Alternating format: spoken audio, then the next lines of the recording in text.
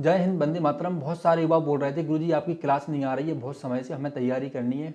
मैं सभी श्रीमानों से कहना चाहता हूँ हमें समय नहीं मिलता है महाराज, लेकिन आज मैं आपका एक टॉपिक खत्म करने जा रहा हूँ। बड़ा महत्वपूर्ण टॉपिक है और मैं ये भी बताऊंगा पिछली बार ये प्रश्न आया था, अब ये प्रश्न आ सकता है, इसलिए है वीडियो बड़ा महत्वपूर्ण। लास्ट तक आप जरूर सुनना महाराज, बिल्कुल लास्ट तक सुनना। आप कुछ भी काम कर रहे होंगे सारे काम छोड़ देना महाराज, मैं हकीकत बता रहा हूँ। अगर आरटीजी की तैयारी कर रही हो तो आज हम बहुत सारे ऐसे प्रश्नों पर चर्चा करेंगे महाराज जो रामचरितमानस से आए हैं, रामायण से आए हैं और इस बार आ सकते हैं, पूरी संभावना है। वो चीजें बताने वाला हूं जो इस बार परीक्षा में आने वाली हैं। ठीक है प्रभु। अब सबसे पहले हम बात करेंगे रामायण की। देखो रामायण की रचना हुई है, उसमें महत्वपूर्ण भूमिका निभाई है ब्रह्मा जी ने। जैसे कि आपको जानकारी होना चाहिए महाराज पहले से कि ब्रह्मा जी ने आदेशित किया था किसको, वाल्मीकि जी को, कि आपको अब रचना लिखना है। अच्छा कब लिखना है, जब उनके अंदर कवित्व पैदा होगा। अच्छा कवित्व कब पैदा होगा, महर्षि वाल्मीकि जी तमसा नदी पर स्नान करने और वहां उन्होंने देखा कि एक व्याध ने क्रौंच बगले को मार दिया। जब क्रौंची ने अपने प्रिय सखा को मरते हुए देखा तो वह महाराज रोने लगी और उसे सुनकर महर्षि वाल्मीकि बड़े दुखी हो गए, शोक में चले गए महाराज।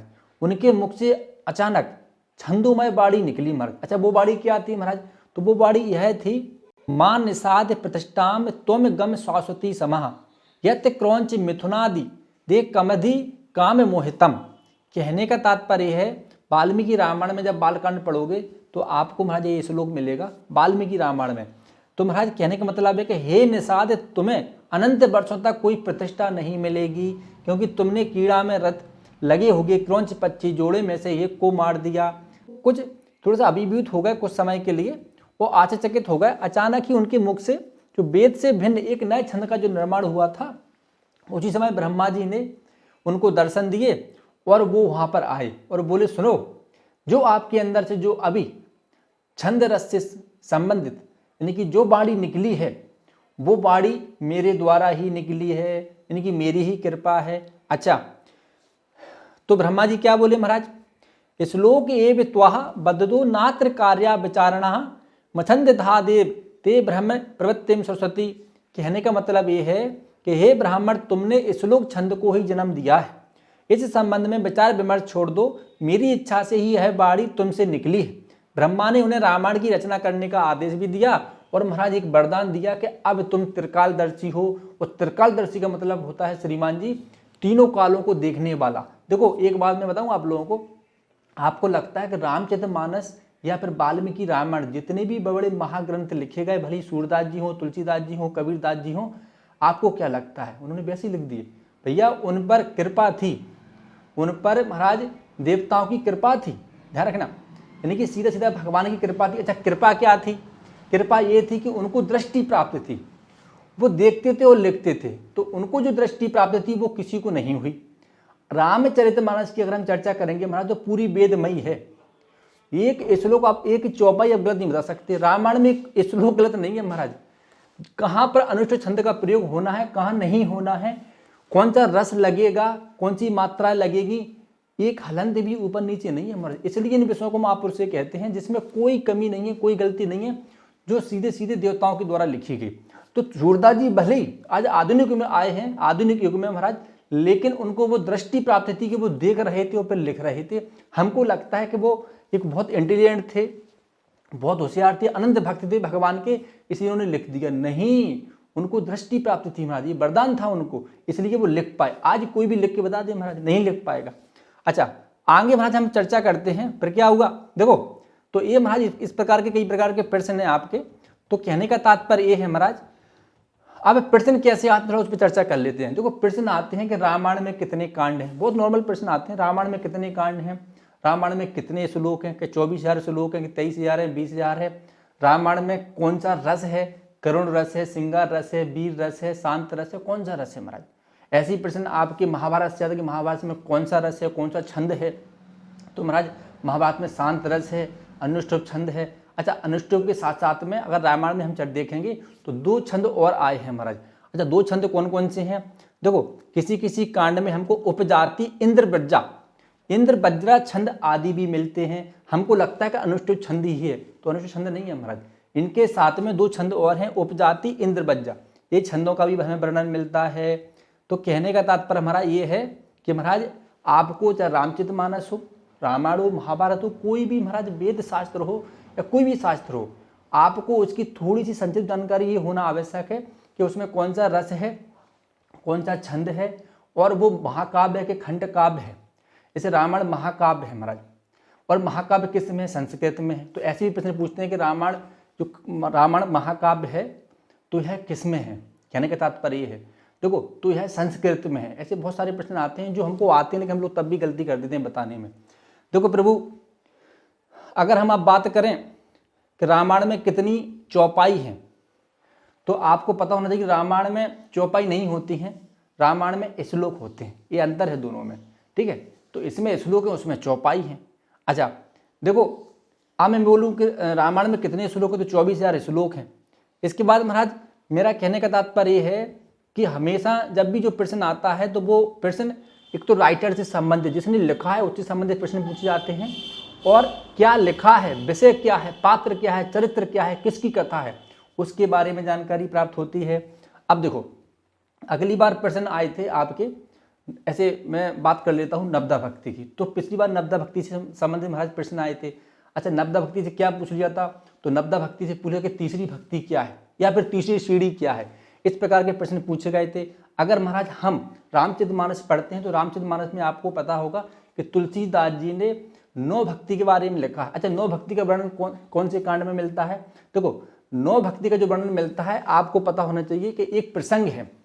एक प्रसंग ये कि भगवान श्री राम जब सबरी के पास जाते हैं तो सबरी की अनंत भक्ति देखकर महाराज, सबरी की श्रद्धा देखकर, भक्ति देखकर भगवान भी आश्चर्यचकित अद्भुत हो जाते हैं कि इतने समय तक मेरा इंतजार करती नहीं, इतने बड़े आनंद भक्त तो मैंने कहीं नहीं देखे। तो उन्होंने अपने प्रेम में महाराज, करुणा में, उनके प्रति जो ज्ञान उन्होंने महाराज वहाँ पर वर्णित किया है वही नवदा भक्ति हो गई। तो बोले सबरी सुनो, अब मैं आपको नवदा भक्ति बताता हूँ। तो नवदा भक्ति क्या है सुनो।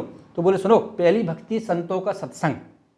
कहने का तात्पर्य है महाराज श्रीमान जी कि हम अपने जीवन में जब भी हमें कभी भी महाराज हमें अधर्म का आभास हो जाए, यानी कि हमें लगे कि अब मेरी बुद्धि मूढ़ हो रही है, भ्रष्ट हो रही है, तो हमें क्या करना चाहिए? संतों का सत्संग पकड़ लेना चाहिए हमारे। उससे हमारी बुद्धि शुद्ध भी हो जाती है और कहीं ना कहीं हमें ईश्वर के प्रति, यानी कि ईश्वर के प्रति उपासना, भक्ति या फिर जो भी चरण होते हैं, जो भी साधन होते हैं वो हमें प्राप्त हो जाते हैं महाराज। वो मार्ग हमें प्राप्त हो जाते हैं जहाँ पर ईश्वर की हम अच्छे से आराधना कर सकें, उनका स्मरण कर सकें, उनकी भक्ति कर सकें। अच्छा, दूसरी भक्ति क्या है? बोले रति। रति मतलब होता है प्रेम।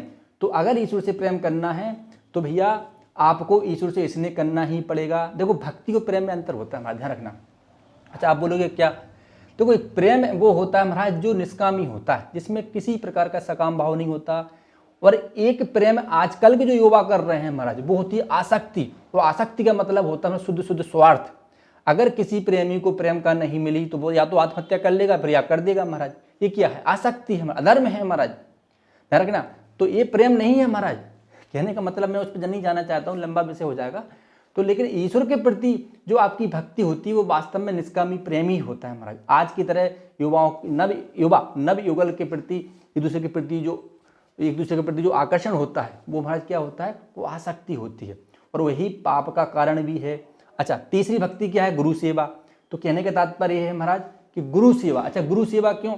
आपको पता होना चाहिए कि अगर हमें ईश्वर तक पहुंचना है या फिर आध्यात्मिक जगाना है, उस धरातल पर पहुंचना है महाराज, हमें अंतिम मोक्ष तक पहुंचना है, तो महाराज हमें गुरु के शरण में जाना ही पड़ेगा। गुरु भले ही ईश्वर नहीं है लेकिन ईश्वर तक पहुंचाने का कारण गुरु जरूर है महाराज। आपके जीवन में जो अंधकार है अगर उसमें प्रकाश डालने का काम कौन करता है? तो वो करते हैं गुरु। तो महाराज तीसरी भक्ति है गुरु सेवा। अच्छा, ये प्रश्न पिछली बार आया था आप लोगों का गुरु भक्ति का, नहीं गुरु सेवा का, कि गुरु सेवा की यानी कि भक्ति की तीसरा चरण कौन सा है, ऐसा कुछ पूछ लिया था, मुझे ध्यान है। तो महाराज वो गुरु सेवा है। अच्छा, चौथी भक्ति क्या है? चलो मैं थोड़ा जल्दी बता देता हूँ, महाराज थोड़ा समय हो रहा है।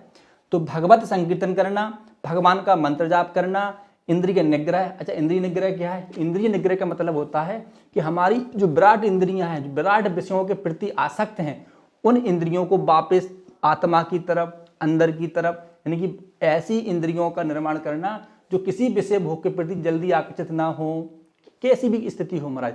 तो यानी कि जिसका अपने मन पर और अपने इंद्रियों पर पूर्ण नियंत्रण है तो उसी को हम इंद्रिय निग्रह कहते हैं।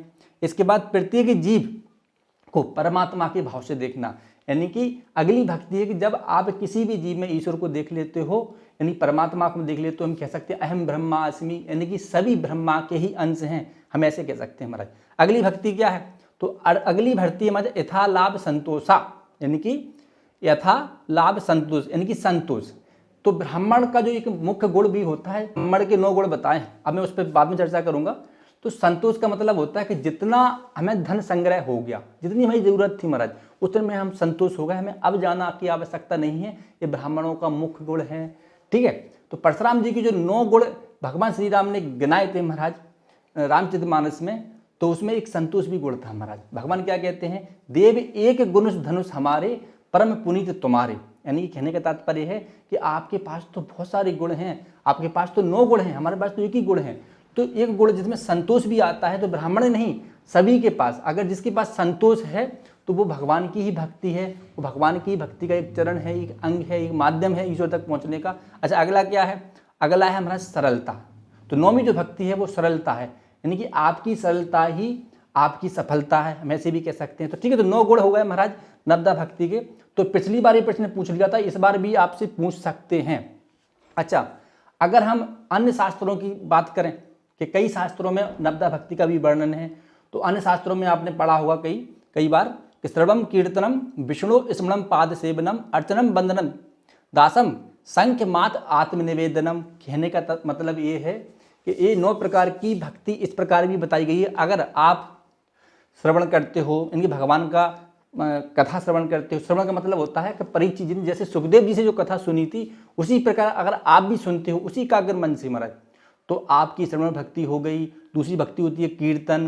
अच्छा, कीर्तन तो सुखदेव जी ने जो श्लोकों के माध्यम से, कीर्तन के माध्यम से जो परिचित जी को जो कथा सुनाई महाराज, तो वो भी एक भक्ति है एक प्रकार से। तो प्रत्येक मनुष्य अगर अपने जीवन में महाराज कीर्तन करता है, संकीर्तन करता है, ठीक है, सुबह शाम महाराज वाद्य यंत्रों के साथ, वो भी एक भक्ति है। कहने का मतलब ये है कि अगली भक्ति है स्मरण, यानी कि स्मरण का मतलब होता है कि अगर स्मरण करना है ईश्वर को तो पहला जैसा करो, कहने का तात्पर्य ये है।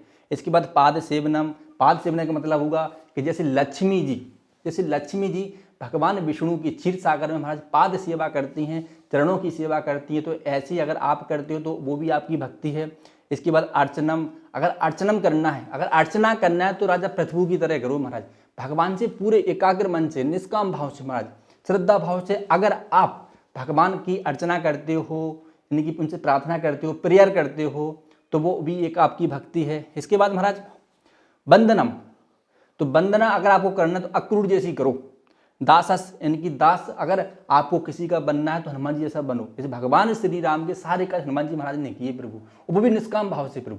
देखिए बताइए महाराज, जब महाराज सभी जाने लगे तो भगवान हनुमान जी महाराज से भी बोले कि हनुमान जी महाराज अब सुनो, बहुत समय हो गया, मैंने विभीषण से बोल दिया, सभी से बोल दिया, अब आप भी जाइए, अपना काम भी देखिए, और राजा जो आपके सुग्रीव हैं और उनकी सेवा में आप चाहो तो अपनी मित्र भी हो, आप सेवक भी हो, तो वहाँ पे जाकर उनकी सेवा कर सकते हो, राजपाट देख सकते हो। लेकिन हनुमान जी महाराज ने क्या बोला? नहीं प्रभु, जहाँ आपकी कथा होगी मैं वहीं रहूँगा। तो ऐसा दास होना असंभव है महाराज। तो अगर हमें दास बनना तो हनुमान जी महाराज की तरह बनो, कहने का तात्पर्य है। इसके बाद महाराज सख्य मतलब होता है सखा, यानी कि अगर सखा बनना है तो अर्जुन की तरह बनो। इसके बाद आत्मनिवेदन, अच्छा आत्मनिवेदन की जो कला थी, जो गुण था, तो राजा बलि के पास अच्छा था महाराज। अगर आपको आत्मनिवेदन करना है तो राजा बलि को पहले ही शुक्राचार्य जी ने बता दिया था, सुनो जो आ रहे हैं भगवान विष्णु हैं, ये मायावी हैं, ये आपको हर लेंगे, और तीनों लोगों को लेने आ रहे हैं। तो ये पता राजा बलि को भी पता चल गया था महाराज पहले से। लेकिन देखिए कृतज्ञता उनकी महाराज, किसकी? राजा बलि की। आहा, उनकी कृतज्ञता देखिए महाराज, उन्होंने जानते हुए भी सब कुछ निछावर कर दिया। ऐसी भक्ति महाराज अगर आप अपने अंदर प्रकट कर लेते हो बिल्कुल निष्काम भाव से, तो आप राजा बलि की तरह महाराज आत्मनिवेदन की क्षमता, यानी कि सामर्थ्य आपके अंदर भी आ जाएगी। तो महाराज ये है नवदा भक्ति।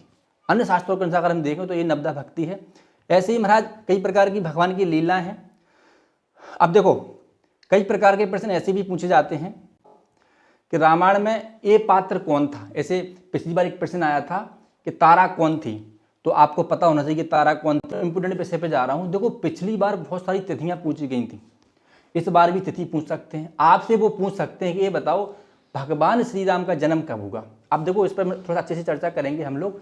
हम रामचरितमानस भी देखेंगे और वाल्मीकि रामायण भी देखेंगे। मैंने दोनों विषय रखे हैं। देखो ये मेरे हाथ में है महाराज, रामचरितमानस। तो रामचरितमानस भगवान के जन्म में क्या कहती है, यानी कि क्या चौपाई कि तुलसीदास जी ने क्या कहा है, थोड़ा सा हम लोग पढ़ के देख लेते हैं।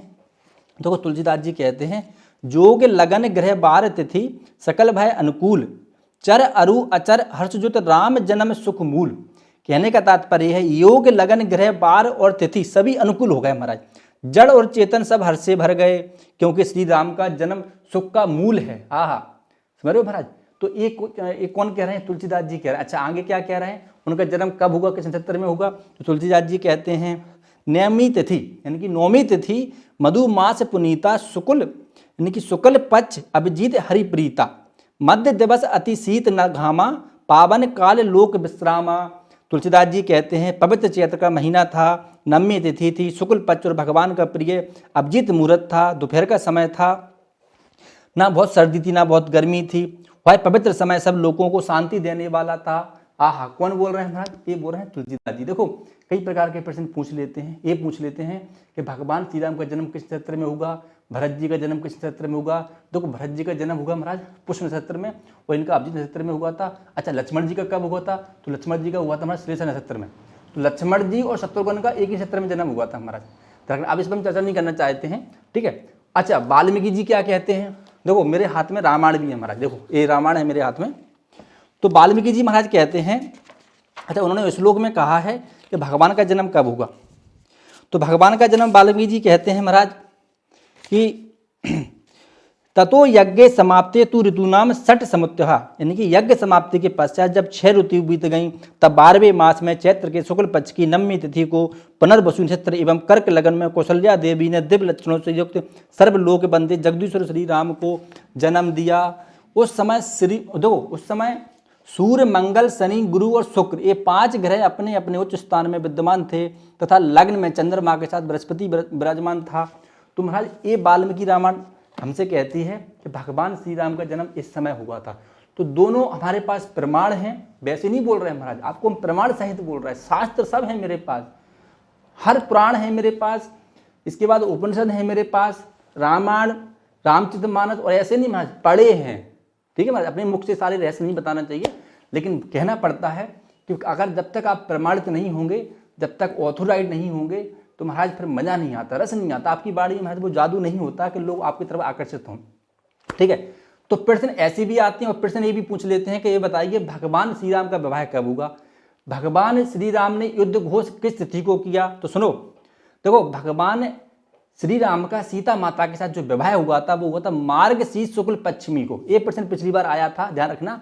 और अगर वाल्मीकि रामायण के अनुसार देखें कि राम और रावण का युद्ध कब प्रारंभ हुआ, तो राम रावण का जो युद्ध प्रारंभ हुआ श्रीमान जी वो हुआ था आश्विन शुक्ल पक्ष की तृतीया तिथि को, यानी कि कब, आश्विन शुक्ल पक्ष की तृतीया तिथि को हुआ था। और 10वीं तिथि पर भगवान श्री राम ने रावण का वध किया। अच्छा वध कैसे किया वो भी सुनो। देखो भगवान श्री राम और रावण का जो युद्ध हुआ जो रात दिन हुआ, ठीक है, कई दिन बीत गए। भगवान रावण भी बड़ा बलवान था महाराज। देखो बराबर बलवान क्यों नहीं होगा महाराज, असुर था लेकिन यज्ञ हवन करता था, पूजा पाठ करता था, शंकर जी का अनंत भक्त था, ध्यान रखना। और शंकर जी का भक्त समझ लो महाराज, तो कोई छोटी मोटी बात तो नहीं थी। और ब्रह्मा जी से शक्ति प्राप्त था, वरदान प्राप्त था कि तुमको कोई भी महाराज दैत्य हो, बानर हो, देवता हो, यक्ष हो, गंधर्व हो, कोई नहीं आपको मार सकता।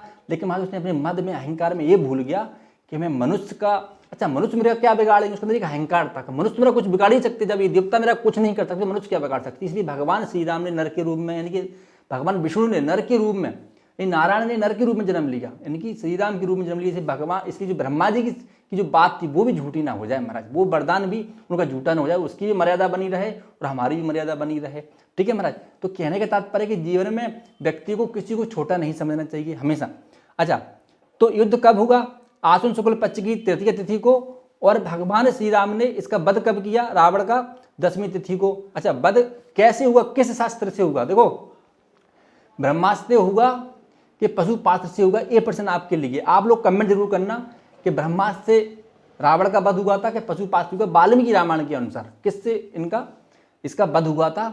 और अंतिम समय भगवान श्री राम को किसने संबोधित किया कि एक काम करो, भगवान श्री राम से कहा सुनो राम, सुनो प्रभु, इंद्र ने जो रथ मुझको भेजा है इस रथ के साथ में कुछ अस्त्र भी भेजे हैं। अब आपको घटना याद आ गई होगी कि महाराज, तो अब एक कमेंट आप लोग करना कि रावण का वध किस शस्त्र से होगा। इसके बाद महाराज देखो, जब भगवान श्री राम ने 14 वर्ष का वनवास भोगा, उसके बाद जब भगवान श्री राम वापस जब अयोध्या आए तो कौन सी तिथि में आए, ऐसे प्रश्न आ सकते हैं। तो वो तिथि थी महाराज कार्तिक अमावस्या को भगवान श्री राम अपना 14 वर्ष का वनवास करके अयोध्या लौटे। ध्यान रखना, देखो तुलसीदास जी क्या लिखते हैं महाराज, तुलसीदास जी लिखते हैं, सुब्रह सोचहु दिन राति रटहु निरंतन गुण गण पाति रघुकुल तिलक सुजन सुखदाता आयु कुशल देव मुनि त्राता। यानी कि जिनके ब्रह में आप दिन रात सोच करते रहते हैं और जिनके गुण समूहों की पंक्तियों को, यानी कि जिनके गुण समूहों की पंक्तियों को आप निरंतर रटते रहते हैं, वे ही रघुकुल के तिलक सज्जनों को सुख देने वाले और देवताओं तथा मुनियों के रक्षक राम सा कुशल अयोध्या आ गए हैं। ये कौन लिख रहा है? ये तुलसीदास जी लिख रहे हैं महाराज। ऐसा लिखना कि असंभव था? बताइए, बिना देव प्रेरणा के, बिना तपस्या के, बिना दृष्टि के ऐसा लिखना संभव था? बिल्कुल भी संभव नहीं था महाराज, दृष्टि प्राप्त थी उनको।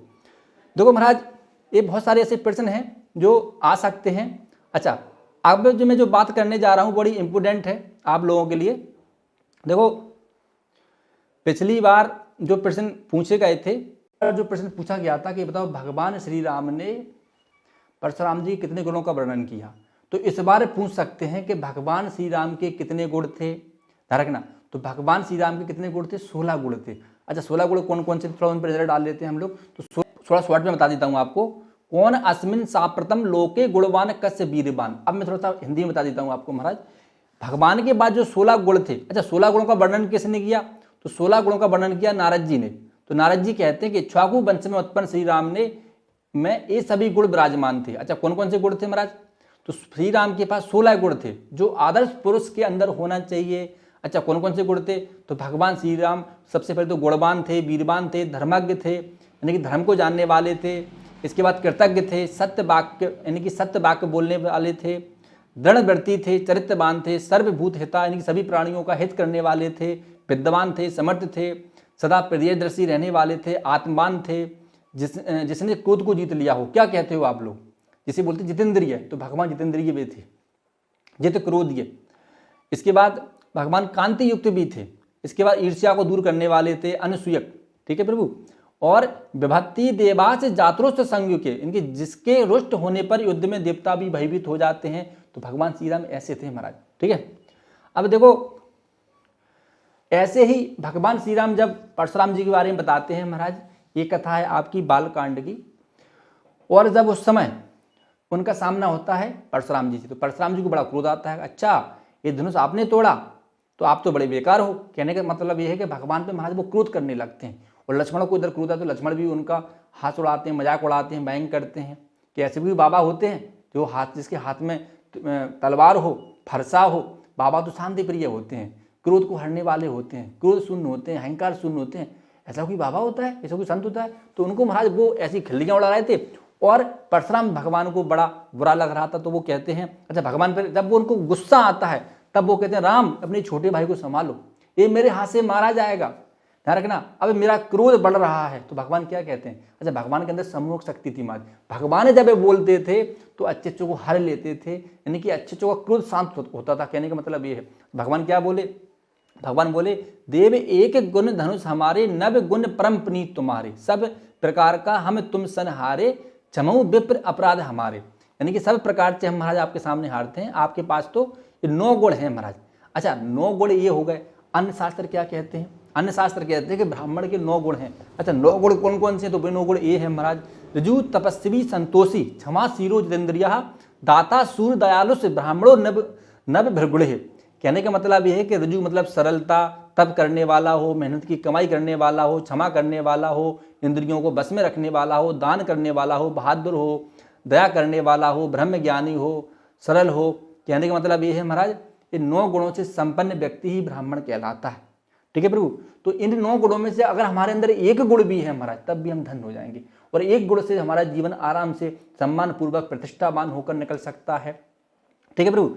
तो ऐसे प्रश्न आपसे पूछ सकते हैं। अब देखो महाराज, प्रश्न ये है, कई बार ऐसे पूछ लेते हैं कि भगवान श्री राम इतने बलवान थे, इतने शक्तिशाली थे, इनके पास जो अस्त्र थे वो किसने दिए थे? और कौन कौन से उनके पास अस्त्र थे। देखो हम प्रभु वीडियो लंबा हो जाएगा, थोड़ा शॉर्ट में बात कर लेते हैं। भगवान श्री राम को जो अस्त्र सबसे ज़्यादा दिए थे वो दिए थे महाराज विश्वामित्र जी ने। अच्छा कब दिए थे? जब उन्होंने विश्वामित्र जी को बड़ा प्रसन्न कर दिया। कब कर दिया? जब उन्होंने राक्षसों का संहार किया तो उनको बड़ी प्रसन्नता हुई। क्योंकि राक्षस क्या करते थे महाराज, कि राक्षस ये करते थे कि जो संत महात्मा हवन यज्ञ करते थे उसमें वो मांस फेंकते थे महाराज, नरक ना मलेच्छ। तो उनको बड़ा, तो वो महाराज क्या होता था, उनका जो यज्ञ होता था वो महाराज भ्रष्ट हो जाता था, यानी खंडित होता था। तो कहीं ना कहीं उनको महाराज लगा कि अब समय आ चुका है, उन्हें क्षत्रिय वीरों को लाना है, उनका संहार करना। तो भगवान ने जब राक्षसों का संहार किया तो विश्वामित्र जी बड़े प्रसन्न हो गए, बोले सुनो राम, अब मैं तुमको कुछ अस्त्र देता हूँ, आप इनको अर्जित करो, ग्रहण करो। तो कौन कौन से अस्त्र थे भगवान के पास?